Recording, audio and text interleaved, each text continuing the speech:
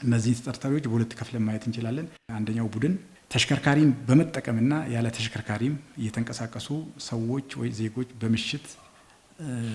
ብቻቸውን ወይ ሁለት ሆነው በሚንቀሳቀሱበት ሰዓት ምናልባትም እነዚህ የሚንቀሳቀሱ ሰዎች ውድ የሆኑ ሞባይሎችን፣ ላፕቶፖችን፣ ጌጣጌጦችን እና የሀገር ውስጥ የሚሆን የውጭ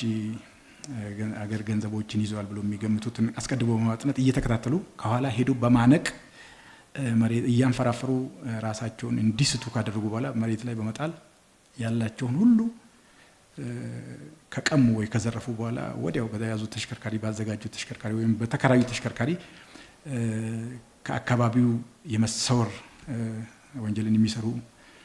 የሚሰራ ቡድን ነው። ሁለተኛው ቡድን ደግሞ የጸጥታ አልባሳትን በመጠቀም የጸጥታ አካል በመምሰል የአዲስ አበባ ፖሊስን በመምሰል የፌዴራል ፖሊስን በመምሰል ሐሰተኛ የጸጥታ አካላትን መታወቂያ በመጠቀም የህግ አካል መስለው አስቀድሞ በሚያጠኑት አንዳንድ የተወሰኑ ባለሀብቶችም የግለሰቦችን ቤት በማውጣት እየገቡ የጸጥታ ኃይልን ለፍተሻ ነው የመጣ ነው፣ ፍርድ ቤት መያዣ ትዕዛዝ ይዘናል፣ ሰው እንፈልጋለን በማለት እየገቡ የሚፈልጉትን ውድ ጌጣጌጦችን፣ ገንዘቦችን እና ሌሎችም ይጠቅሙናል የሚሉትን ሁሉ ዘርፎ የሚሰወር